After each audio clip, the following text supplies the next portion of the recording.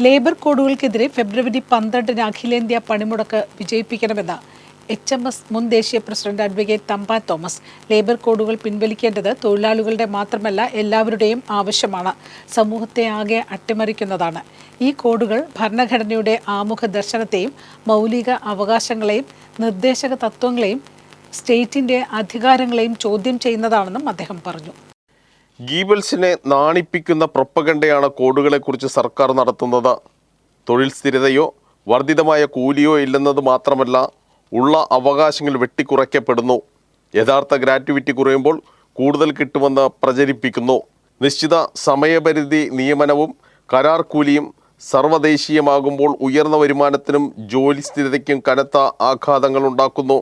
മാധ്യമപ്രവർത്തകരെ കൂച്ചുവിലങ്ങിടാൻ പത്രപ്രവർത്തക നിയമങ്ങൾ ഇല്ലാതാക്കി occupational safety, health and working conditions കോഡിൽ ഉൾപ്പെടുത്തുന്നു. വേജ് ബോർഡുകൾ നിർത്തലാക്കി.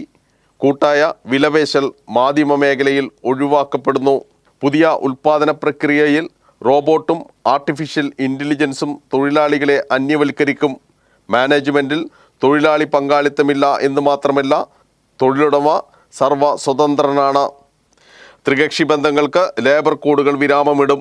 കോർപ്പറേറ്റുകൾക്ക് ശാക്തീകരണം നൽകുന്നതും തൊഴിലാളികളെ അടിമവൽക്കരിക്കുന്നതുമായ ഈ കോഡുകൾ ഭരണഘടനയുടെ ആമുഖ ദർശനത്തെയും മൗലിക അവകാശങ്ങളെയും നിർദ്ദേശക തത്വങ്ങളെയും സ്റ്റേറ്റിൻ്റെ അധികാരങ്ങളെയും ചോദ്യം ചെയ്യുന്നുവെന്ന് അഡ്വക്കേറ്റ് തമ്പാൻ തോമസ് പറഞ്ഞു. പുതിയ ലേബർ കോഡ് മാധ്യമപ്രവർത്തകരെങ്ങനെ ബാധിക്കുന്നു എന്ന ചർച്ചയിൽ എറണാകുളം പ്രസ് ക്ലബ്ബിൽ നടന്ന ചർച്ചയിൽ press club president R Gopakumar, secretary Shajil Kumar എന്നിവർ സന്നിഹിതരായിരുന്നു. ലേബർ കോഡുകൾക്കെതിരെ ഫെബ്രുവരി 12 നടക്കുന്ന അഖിലേന്ത്യാ പണിമുടക്ക് വിജയിപ്പിക്കുക. റെയിൽവേ തൊഴിലാളികൾ പണിമുടക്കിൽ പങ്കെടുക്കുന്നില്ലെന്ന വരിയിലും പരിപൂർണമായ പിന്തുണ അതിന് പ്രഖ്യാപിച്ചിട്ടുണ്ട്. അവരെ അന്ന് ഐക്യദാർഢ്യ പ്രകടനങ്ങൾ നടത്തും.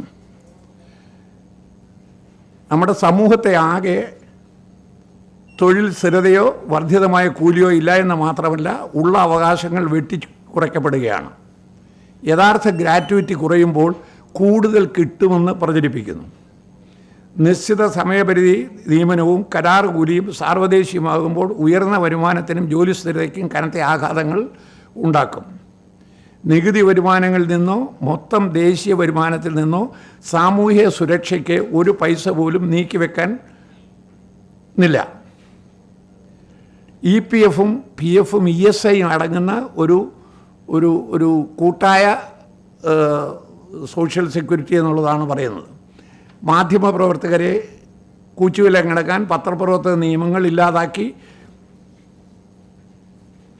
Occupational safety and health conditions കോഡിൽ ഉൾപ്പെടുത്തുന്നു. ഇതാണ് ഇതിൻ്റെ ഒരു ബാക്ക്ഗ്രൗണ്ട്.